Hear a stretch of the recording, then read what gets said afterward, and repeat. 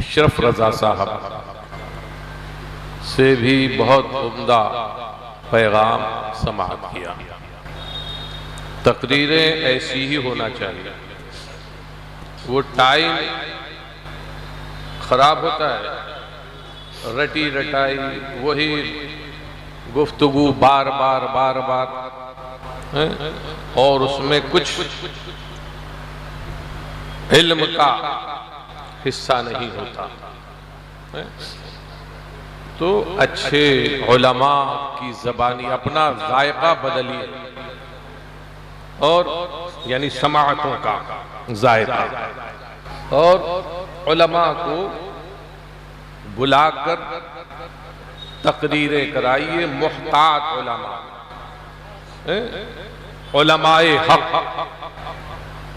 اور اگر کوئی دستیاب نہ ہو، خدا نہ کرے کہ حالات بگڑتے جا رہے ہیں اور کوئی نہ ملے تو جلسہ نہ ہو۔ ایسے جلسوں سے جن سے اور خرافات ہو، بے دینی پھیلے، بدعملی ہوا پائے، ایسے جلسوں سے جلسے کا نہ ہونا اچھا ہے۔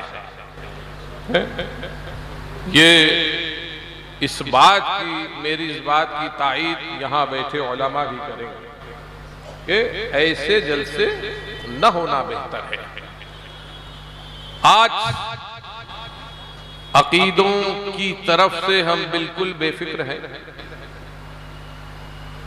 صرف اب یہ بولی جا رہی ہے کہ من قال لا الہ الا اللہ، جس نے لا الہ الا اللہ کہہ لیا وہ مسلمان، جس نے قبلے کی طرف رخ کر کے نماز پڑھ لی وہ مسلمان، اہل قبلہ مسلمان، ہر کلمہ گو مسلمان۔ کیا یہی دین کا اصل پیغام ہے؟ نہیں، کل قیامت کے میدان میں موت آنی ہے کہ نہیں آنی؟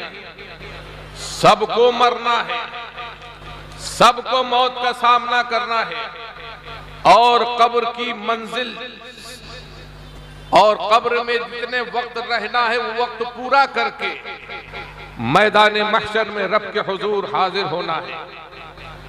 اب وہاں آپ کے ایمان کی جو ہے پرکھ ہوگی اور کسوٹی پر کسا جائے گا۔ یہ میں نہیں کہہ رہا ہوں، بلکہ رب تبارک و تعالی ارشاد فرما رہا ہے کہ احسب الناس ان یترکوا ان یقولوا آمنا وہم لا یفتنون۔ کیا لوگ اس گھمنڈ میں ہیں؟ سیدنا اعلی حضرت نے اس کا یہی ترجمہ کیا ہے۔ کیا لوگ اس گھمنڈ میں ہیں یا اس گمان میں ہیں کہ وہ یہ کہنے پر کہ ہم ایمان لائے چھوڑ دیے جائیں گے؟ نہیں، بلکہ ان کی آزمائش ہوگی۔ ایمان کسوٹی پر کسا جائے گا، اور اس کے بعد اگر ایمان کھرا پایا گیا تبھی مسلمان قرار پائے گا۔ اور وہ کسوٹی کیا ہے؟ وہ سرکار دو عالم صلی اللہ تعالی علیہ وسلم کی ذات سے محبت، سبحان اللہ، حب نبی۔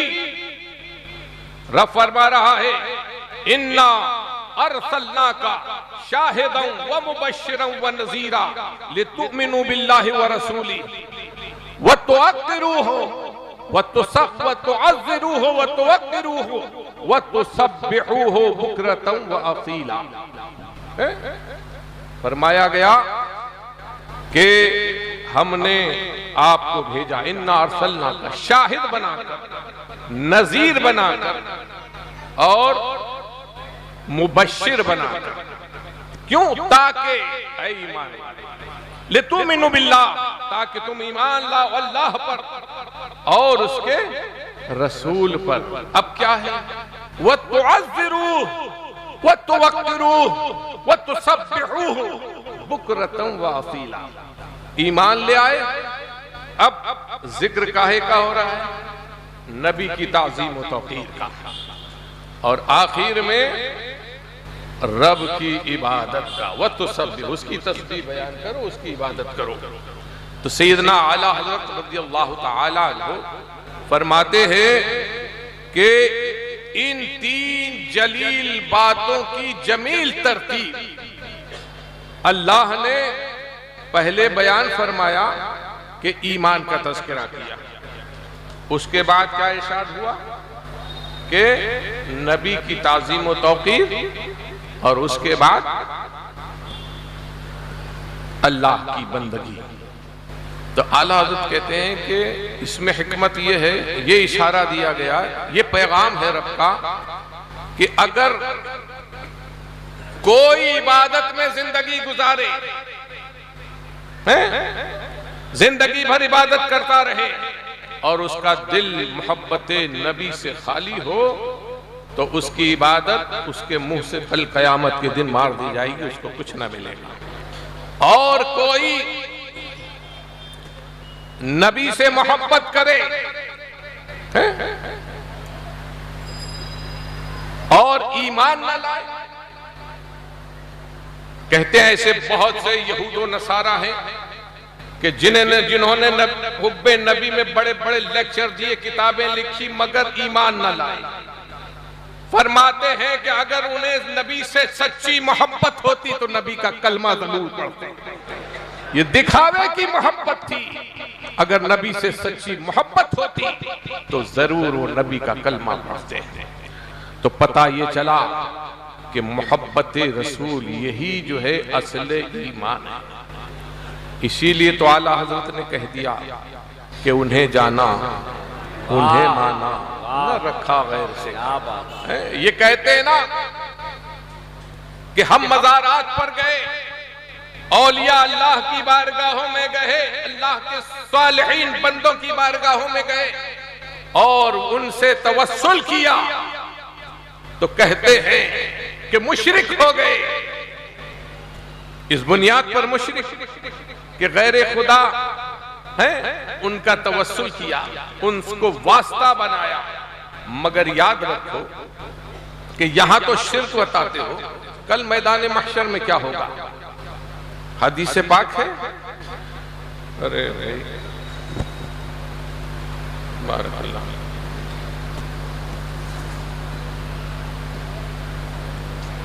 کل میدان محشر میں حدیث پاک ہے نا کہ لوگ جو ہے پریشان ہوں گے، کسی کے گھٹوں تک پسینہ، کسی کی پنڈلیوں تک، کسی کی کمر تک، کوئی اپنے پسینے میں غوطے لگا رہا ہوگا، کوئی سایہ نہ ہوگا، یہ زمین مٹی کی نہیں اس دن تانبے کی ہوگی، کوئی سایہ نہ ہوگا، پریشان ہوں گے لوگ، تو میٹنگ ہوگی، ایک جلسہ ہوگا اور کہیں گے اپنا شفیع تلاش کرو، کسی کو ڈھونڈو کہ جو رب کی بارگاہ میں عرض کرے اور اس مصیبت سے نجات دلائے۔ تو کہیں گے، سب غور کریں گے اور کہیں گے حضرت آدم علیہ السلام تو ہمارے باپ ہیں، آؤ چلو سب ان کی بارگاہ میں چلتے ہیں۔ تمام لوگ حضرت آدم علیہ السلام کی بارگاہ میں آئیں گے۔ اب جو یہ واسطے کے قائل نہیں ہیں اور توسط کو واسطہ لینے کو جو شرک بتاتے ہیں، یہ جائیں گے کہ نہیں جائیں گے؟ رب کا دربار لگا ہوا ہے مگر حضرت آدم کی بارگاہ میں جا رہے ہیں، اور حضرت آدم علیہ السلام کہیں گے اذهبوا الی غیری نفسی نفسی، آج مجھے اپنے جان کی پڑی ہے، تم کسی اور کو تلاش کرو۔ حضرت نوح علیہ السلام آدم ثانی کے پاس آئیں گے، غرض یہ کہ یکے بات دیگرے انبیاء کرام کی بارگاہوں میں حاضر ہوں گے، اور اب حضرت عیسیٰ علیہ السلام کی بارگاہ میں آئیں گے۔ حضرت عیسیٰ علیہ السلام جناب احمد مصطفیٰ محمد مصطفیٰ صلی اللہ تعالی علیہ وسلم کا پتہ دیں گے اور کہیں گے میں تمہیں ان کی بارگاہ میں بھیجتا ہوں کہ آج جو اس بھیڑ کے دولہا ہیں اور سب کے شفیع ہیں، آج باب شفاعت وہی وا فرمانے والے، تو تمام لوگ سرکار کی بارگاہ میں آئیں گے تو یہ وسیلہ تو قیامت کے دن بھی لے رہے ہیں۔ یہاں وسیلے کے منکر کل میدان محشر میں یہ وسیلے تلاش کر رہے ہوں گے۔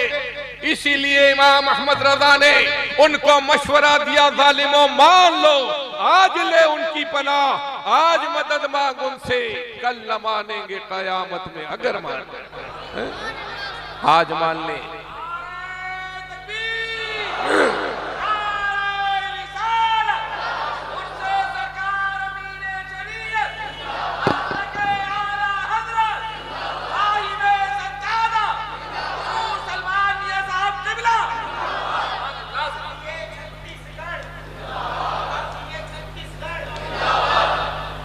اور ابھی آپ نے مولانا اشرف صاحب کی زبانی سنا کہ آپ نسبت دیکھتے ہیں، نسبت دیکھیے مگر پہلے شریعت کی پابندی دیکھیے، مصطفیٰ جان رحمت سے رشتہ دیکھیے، اگر مصطفیٰ جان رحمت سے رشتہ مضبوط ہے اور مصطفیٰ جان رحمت سے محبت کرنے والوں سے رشتہ مضبوط ہے، وہ تو دعوے دار ہے مگر گستاخوں سے رشتہ رکھتا ہے، گستاخوں کی تعریفیں کرتا ہے، تو وہ نسبت جو ہے اسے کام آنے والی نہیں ہے۔ کیا ہے بیٹا بیٹھ جاؤ۔ اور یہ بولی کہ مسلک اعلی حضرت ملوں کا دیا نعرہ، معاذ اللہ، ایک پورا رسالہ اس پر کہ جس پورے اقوال علماء کے، بڑے بڑے علماء کے اقوال اس میں نقل کر دیے گئے ہیں کہ کیا کیا مسلک کے تعلق سے ان حضرات نے کہا ہے۔ تو یہ مسلک کا نعرہ اگرچہ یہ کہا کہ گھر والوں نے نہیں دیا ہے، ملوں کا دیا نعرہ ہے، وہ ملے تو بتا دیتے کون ہے وہ، اور یہ کہنا ہی غلط ہے کہ مسلک کا نعرہ گھر والوں نے نہیں دیا ہے۔ ارے کیا مسلک کا نعرہ حضرت مفتی اعظم نے نہیں لگایا ہے؟ کیا حجت الاسلام نے مسلک کا نعرہ نہیں لگایا ہے؟ کیا تاج الشریعہ نے مسلک کا نعرہ نہیں لگایا ہے؟ کیا امین شریعت نے مسلک کا نعرہ نہیں لگایا ہے؟ تمام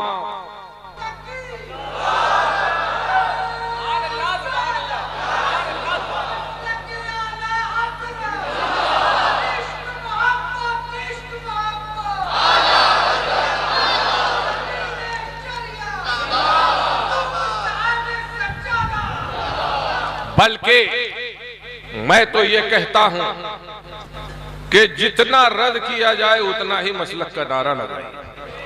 اور میرا مشورہ کیا ہے؟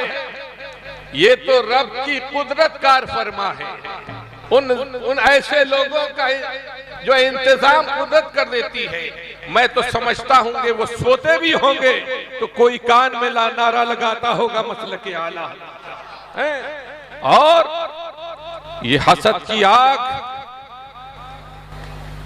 اللہ حضرت شیخ سعدی فرماتے ہیں حاسد کو چھوڑ دو، اس سے بدلہ لینے کی ضرورت نہیں ہے، اس کا حسد ہی اس کا بہت بڑا دشمن، وہ جہاں جائے گا حسد اس کا ساتھ جائے گا۔ تو لہذا مسلک پر مضبوطی سے قائم رہیے، اور مسلک اعلیٰ حضرت اسی سچے دین کا نام ہے۔ کوئی ایک بات بھی ایسی کوئی ثابت نہیں کر سکتا، مخالف کرتا تو ہے مخالفت، مگر اس میں اتنا دم نہیں ہے کہ اعلیٰ حضرت کی کوئی ایسی بات ثابت کر دے کہ یہ جو ہے مذہب حقہ کے خلاف ہے۔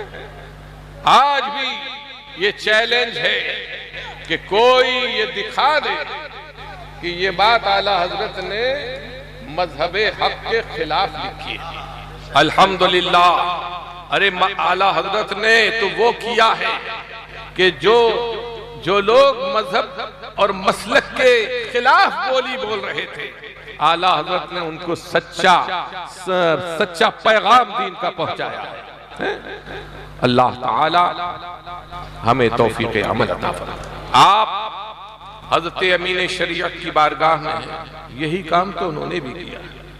زندگی بھر اشاعت دین میں کوئی دوسرا کام نہیں، کوئی اپنی دکان نہیں لگائی، کوئی مکان نہیں بنایا، کوئی زمین کا ٹکڑا نہیں خریدا، کسی طرح کی یہ سب آرائش کے سامان، یہ اے سی، یہ فون، یہ سب کچھ حضرت نے اس کی طرف توجہ نہیں دی کبھی. یہ سب گواہ ہے وہاں کے رہنے والے.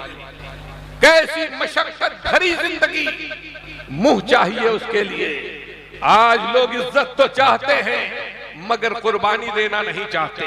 اگر عزت چاہتے ہو تو دین کے لیے اپنوں کو فنا کر دو، قربانی دو، اور گاؤں گاؤں دیہات دیہات بغیر کسی لالچ کے خلوص نیت کے ساتھ گھومتے رہو، اللہ کے دین کو عام کرتے رہو.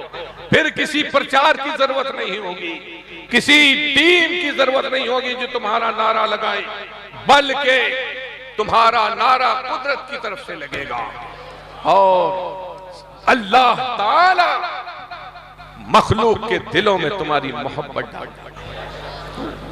اللہ تعالی ہمیں توفیق عمل عطا فرمائے.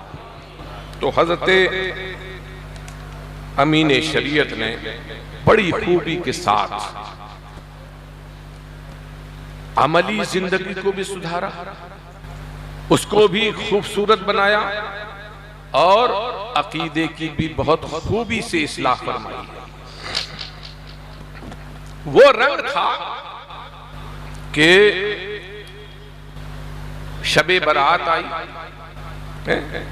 مقدس راتیں جب آتی تو اب بڑا اہتمام ہوتا، تقریری پروگرام ہوتا، اور اس رات کی فضیلت پر گفتگو ہوتی، عبادت کا شوق دلایا جاتا. اب یہ نہیں کہ تقریر ہوئی اور خود آرام کرنے چلے گئے، نہیں، بلکہ تقریر کے بعد وہیں مسجد میں موجود ہیں اور نوافل ادا کر رہے ہیں، تلاوت قرآن پاک ہو رہی ہے. پوری شب اس طرح سے گزاری. اب دیکھنے والوں نے دیکھا کہ جب حضرت موجود ہیں تو شرم حضوری میں وہ بھی کھڑے ہو گئے. بڑا اچھا ماحول رہتا. شب برات میں جو ہے وہ رات بھر عبادت ہوتی، پھر ادھر تیاری ہوتی، کھانے کی دیگ بن رہی ہے، اور سب لوگ سحری کرتے اور سحری کھا کر اور فجر کی نماز پڑھ کے رخصت ہوتے. تو ایسی زندگی پابندی کے ساتھ نہایت ستھری زندگی، جلوت اور خلوت سب اس میں تضاد ہوتا ہے. جلوت میں کچھ ہے، خلوت میں کچھ ہے، مگر ان کی زندگی بالکل یکساں تھی، دو رنگی نہیں تھی، یہ یک رنگ تھا. اللہ تعالی ہمیں بھی توفیق عطا فرمائے. آج اور دیکھیے، جہاں سے حق بولی جائے، جو بھی بولے اس کا تعاون کیجیے، اس کو طاقت دیجیے. یہی اسی میں اللہ کی رضا ہے، اسی میں اس کے محبوب کی رضا ہے. اللہ کی مہربانی ہوگی، اللہ کی رحمت ہوگی آپ پر. نہ جانے کتنی خطائیں اس عمل کی بنیاد پر آپ کی معاف کر دی جائیں گی. آج لوگ بروں کی حمایت کرتے ہیں اور گروپ دیکھتے ہیں، کس کا گروپ بڑا ہے، پیسہ کس کے پاس ہے، طاقت کدھر ہے، یہ نہ دیکھو. ارے کسی کی طاقت کی حیثیت کیا ہے؟ سب سے بڑی طاقت تو رب تبارک و تعالی کی طاقت. اس پر بھروسہ کیجئے. دنیا بھر کے خوف مت پالیے، خوف اس کا رکھیے. اگر اس کا خوف رکھیں گے تمام خوف دور ہو جائیں گے، اور دوسروں کا خوف رکھیں گے تو مارے جائیں گے. کوئی بچانے والا نہیں ہے. وہ مارے تو کون بچائے، اور وہ رکھے تو کون مارے. اس پر عقیدہ ہونا چاہیے. جان جائے مگر رسول اللہ کی غلامی میں جائے، ان کا کلمہ پڑھتے ہوئے جائے تو وہ جان کامیاب ہو گئی. اور ادھر ادھر کی بات کرنے لگا اور مشرکین کی بولی بولنے لگا تو سمجھو وہ تباہ ہو گیا، سب کچھ اس کا برباد ہو گیا. ایسوں سے اگر بیٹا بگڑ گیا، باپ کو چاہیے علیحدہ کر دے. باپ اگر غلط بولی بولے تو اس سے دور ہو جائے. مصطفیٰ جان رحمت سے اپنا رشتہ قائم رکھے. جاگنا ہے جاگ لے افلاک کے سائے تلے, حشر تک سونا ہے تجھ کو خاک کے سائے تلے. اطلس و کم خواب کی پوشاک پر نازا نہ ہو, اس تنے بے جان پر خالی کفن رہ جائے گا. وما علینا الا البلاغ. السلام علیکم ورحمۃ اللہ وبرکاتہ.